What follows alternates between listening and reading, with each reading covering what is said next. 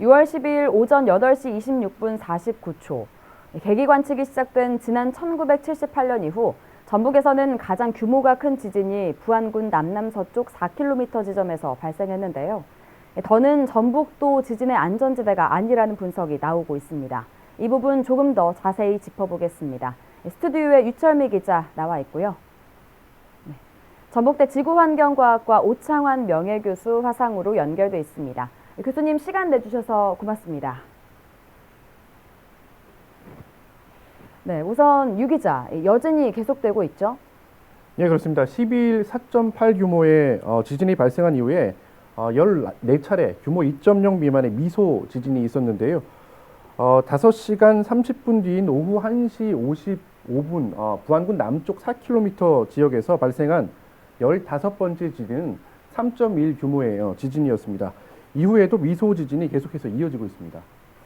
네, 이른바 이 미소 지진은 왕왕 발생했지만 전북 지역에서 규모 4.0 이상의 지진은 자주 없었는데요. 예, 그렇습니다. 그 기상청 날씨 누리에서 지난 2014년부터 현재까지 국내에서 발생한 지진을 조회해 봤는데요. 규모 4.0 이상의 지진은 10년 동안 모두 16번이 있었습니다. 가장 규모가 컸던 지진은 지난 2016년 9월 경주 지진이었고 바로 1년 뒤 포항에서 발생한 5.4 규모의 지진이 두 번째였습니다. 이번 부안 지진은 7번째로 큰 규모였습니다. 그 위치가 전북으로 표시된 4.0 이상의 지진은 두 번이 있었는데 지난 2021년 8월 군산 어청도 지진은 124km 떨어진 해역에서 발생했다는 점을 고려하면 이번 부안 지진이 사실상 10년 안에 벌어진 전북 지역에서 가장 크고 유일한 지진인 셈입니다. 네, 교수님, 경주나 포항 쪽, 동해안 쪽 지진은 저희가 많이 접했는데요. 전북을 포함한 서해안 쪽 지진도 자주 발생하나요?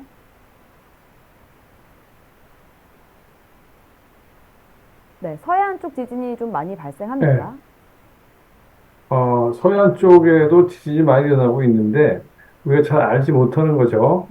홍성이나 뭐 백령도, 그 신안군 이런 데 지진이 많이 일어나고 있습니다. 5.0 이상의 이미 그 계기 지진에서도 보고가 됐고, 역사 지진은 이거보다 훨씬 큰 지진들이 많이 보고되고 있는데, 이거를 많은 분들이 잘 모르고 있기 때문에 서해안 쪽엔 지진이 일어나지 않는다 이렇게 생각하시는 것 같아요. 예. 네, 그렇다면 우리 눈에도 보이지는 않지만 우리 지역 아래에도 여러 활성 단층이 존재하고 있다는 건데요. 혹시 파악된 게 있을까요?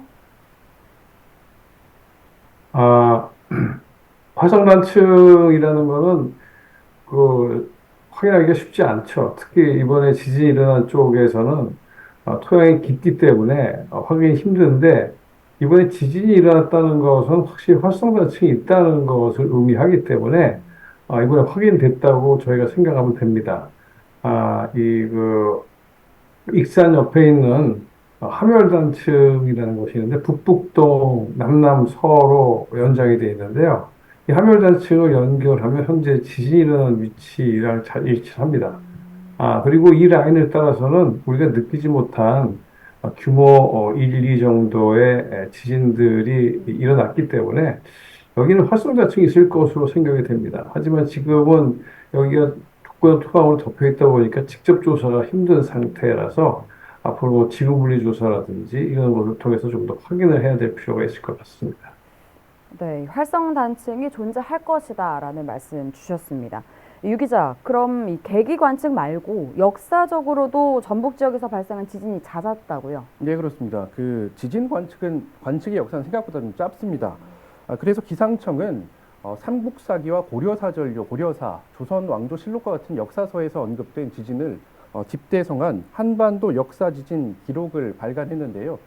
자, 여기에 키워드를 전주 또는 호남으로 입력하면 다양한 역사 지진 기록을 확인할 수 있습니다. 진도가 높았던 것으로 추정되는 기록 몇 가지를 소개하면요. 조선시대 현종 13년인 1672년 3월 전라도 전주 등 19개 고을에서 지진이 일어났다고 기록되어 있는데 기상청은 당시 진도를 7로 추정했습니다. 진도 8로 추정되는 지진도 있었는데요. 선조 27년인 1594년 7월 전주에서 지진이 일어나 남쪽에서부터 북쪽으로 향했다고도 기록되어 있습니다. 특히 당시 지진 상황을 묘사한 부분이 눈에 띄는데요. 소리는 뇌성과 같았고 가옥이 다 흔들렸으며 김제, 고부, 여산, 익산, 금구, 만경, 함열 등 고을도 다른 고을도 다 마찬가지였다고 기록되어 있습니다. 이렇게 역사적으로도 전북 지역에서는 적지 않은 지진이 발생하고 있었던 겁니다. 네, 교수님, 그러면 이런 역사 지진이 가지는 의미는 무엇이 있을까요? 예, 이게 지진의 발생 주기가 굉장히 긴 경우가 있어요. 우리 그 전라북도 같은 경우는 한 150년 정도 이상이 될 것 같은데, 그러다 보니까 조선시대에 일어난 이후로 지금 일어나지 않잖아요. 네. 그러니까 계기 지진으로 저희가 측정할 수 있는 건 1978년 이후다 보니까 그 이전에 일어난 지진을 저희가 확인할 수 없죠. 네. 그래서 역사 지진을 통해서 이 전라북도의 지진이 정말 얼마큼 일어났나를 좀 더 정확히 알 수가 있는데, 그래서 역사 지진을 보자면 한 전라북도에는 150년 정도 안팎의 주기를 가진 지진이 규모 5에서 6 정도 규모로 일어나고 있다. 그러니까 이번에 4.8보다 더 큰 지진이 앞으로 일어날 수 있고, 네. 일어난 지 한 150년이 지났기 때문에 상당히 일어날 가능성은 높아져 있는 상태다. 이런 거를 저희에게 가르쳐 주고 있는 것이 역사 지진의 자료입니다. 네, 또 하나는 이 교수님께서 그동안 매립지처럼 지진에 취약한 지역의 경우 더 주의해야 한다고 강조해 오셨는데요. 이번 네. 지진이 바로 우리나라의 대표적인 간척지인 새만금이 위치한 부안에서 발생했다는 점입니다. 혹시 이런 점에 대해서 어떤 우려를 하고 계시는지요? 예, 이 한별단층이 바로 새만금 옆으로 지나가고 있는데, 경주의 지진과 포항 지진을 비교해 보면 이 경주 지진이 포항보다 5배 이상의 에너지가 큰 지진이었는데 피해는 포항이 5배를 더 봤죠. 네. 그것은 왜냐하면 포항의 지반이 굉장히 약했기 때문이에요.